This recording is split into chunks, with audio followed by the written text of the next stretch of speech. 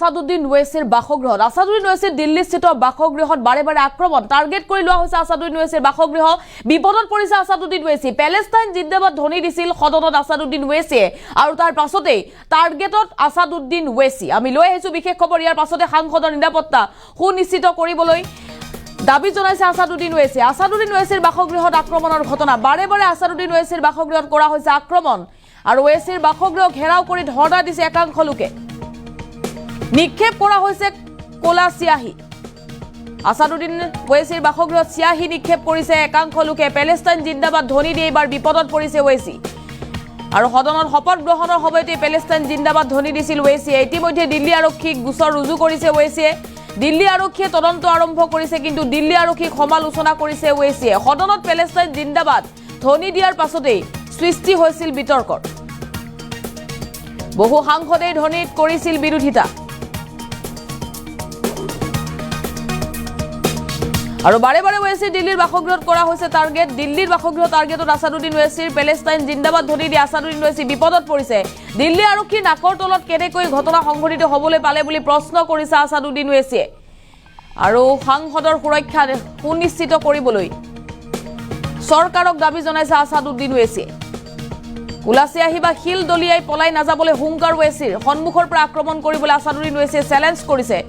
সাহস আছে যদি সন্মুখৰ পৰা আক্ৰমণ কৰক বা সন্মুখলৈ আহক বুলি চেলেঞ্জ কৰিছে ওয়েসিয়ে আৰু আসাদুদ্দিন ওয়েসিৰ ঘৰত যেহেতু শিল দলিয়াই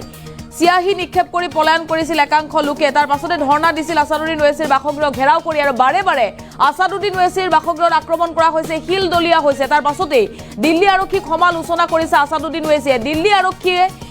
গিজগিজে থকা অঞ্চলটোত কেনেকৈ ঘটনা সংঘটিত হ'বলৈ পালে বুলি প্ৰশ্ন কৰিছে আসাদুদ্দিন ওয়েসিয়ে লগতে সাংসদৰ নিৰাপত্তা সুনিশ্চিত কৰিবলৈ আসাদুদ্দিন ওয়েসিয়ে দাবী জনাইছে আৰু আসাদুদ্দিন ওয়েসিৰ বাসগৃহ বাৰে বাৰে টাৰ্গেটত আৰু দিল্লীস্থিত বাসগৃহ বাৰে বাৰে টাৰ্গেটত একাংশ লোকে আসাদুদ্দিন ওয়েসিৰ বাসগৃহত আক্ৰমণ চলাইছে পেলেষ্টাইন জিন্দাবাদ ধ্বনি দি বিপদত পৰিছে আসাদুদ্দিন ওয়েসি সদনত শপত গ্ৰহণৰ সময়তে আসাদুদ্দিন ওয়েসিয়ে ধ্বনি দিছিল পেলেষ্টাইন জিন্দাবাদ আৰু তাৰ পাছতে সমালোচনাৰ পাত্ৰ হৈছিল আসাদুদ্দিন ওয়েসি একাংশ সাংসদে আসাদুদ্দিন ওয়েসি সংবিধান বিৰোধী বুলি অভিযোগ আনিছিল কিন্তু আসাদুদ্দিন ওয়েসিয়ে নিজৰ ভুল স্বীকাৰ কৰা নাছিল আৰু তাৰ পাছতে আসাদুদ্দিন ওয়েসিৰ দিল্লীস্থিত বাসগৃহ টাৰ্গেট হৈ পৰিছে আসাদুদ্দিন ওয়েসিৰ বাসগৃহত আক্ৰমণ চলোৱা হৈছে চিয়াহী নিক্ষেপ কৰা হৈছে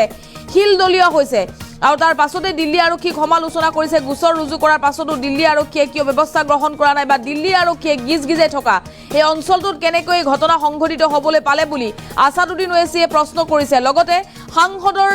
নিৰাপত্তা সুনিশ্চিত কৰিবলৈ আসাদুদ্দিন ওয়েসিয়ে দাবী জনাইছে চৰকাৰক এই মুহূৰ্তত ওয়েসিৰ মন্তব্য আহি পৰিছে মন্তব্য শুনক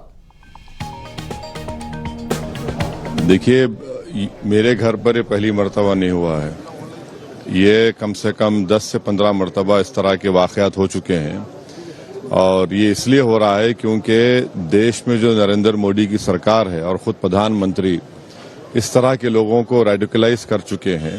जो प्रधानमंत्री खुद कहते हैं कि घुसपैठी है मुसलमान और इनके कपड़े देखकर पहचानो तो इन लोगों को हिम्मत मिलती है ये एम्बोल्डन हो चुके हैं और इनको लगता है कि जब तक मोदी सरकार है हम कुछ भी कर सकते हैं और दूसरी बात ये है कि ये लोग इजराइल का फ्लैग लेकर मेरे घर पर चिपकाते हैं तो इससे मालूम होता है कि ये लोग ज़ायनिस्ट आइडियोलॉजी को मानने वाले हैं और ज़ायनिस्ट आइडियोलॉजी ने ही गाजा में 12 लाख लोगों को बेघर कर दिया 40,000 लोगों को मौत की घाट उतार दिया तो ये सब चीज़ें हो रही हैं और अफसोस ये है कि जो दिल्ली पुलिस के हेडक्वार्टर के सामने मेरा घर है इलेक्शन कमीशन ऑफ इंडिया मेरे पड़ोसी हैं और उसके बावजूद भी एक शख्स आकर इंस्टाग्राम पे जो प्राइम मिनिस्टर का डीएम लगाता है वो वीडियो बनाकर कहता है कि ये घर ओवैसी का है और उसके 10-15 मिनट के बाद ये लोग आते हैं तो अब पुलिस खुद अगर इनको पकड़ना नहीं चाहती है तो फिर हम क्या करेंगे भाई सरकार आपकी पुलिस आपकी मेरे घर के सामने एक नहीं बल्कि 100 सीसीटीवी कैमरा लगे हुए हैं और जो पुलिस ऑफिसर मेरे पास आते हैं वो मुझसे कहते हैं हाँ सर कभी कभी हो जाता है तो अब ये कभी कभी नहीं हो रहा है अगर किस दिन कभी कुछ बड़ा वाक़या हो जाएगा तो फिर उस वक्त क्या बोलेंगे लोग देखिए मेरे घर पर ये पहली मर्तबा नहीं हुआ है ये कम से कम 10 से 15 मर्तबा इस तरह के वाक़यात हो चुके हैं और ये इसलिए हो रहा है क्योंकि देश में जो नरेंद्र मोदी की सरकार है और ख़ुद प्रधानमंत्री इस तरह के लोगों को रेडिकलाइज कर चुके हैं। जब प्रधानमंत्री खुद कहते हैं कि घुसपैठी है मुसलमान और इनके कपड़े देखकर पहचानो, तो इन लोगों को हिम्मत मिलती है, ये एम्बोल्डन हो चुके हैं और इनको लगता है कि जब तक मोदी सरकार है हम कुछ भी कर सकते हैं। और दूसरी बात ये है कि ये लोग इजराइल का फ्लैग लेकर मेरे घर पर चिपकाते हैं, तो इससे मालूम होता है कि ये लोग ज़ायनिस्ट आइडियोलॉजी को मानने वाले हैं। और ज़ायनिस्ट आइडियोलॉजी ने ही